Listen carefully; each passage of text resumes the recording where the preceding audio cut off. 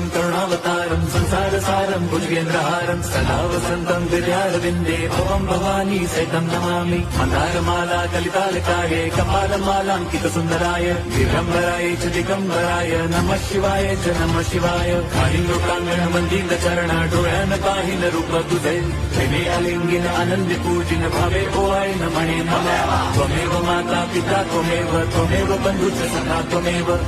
विद्या द्रवणं त्वमेव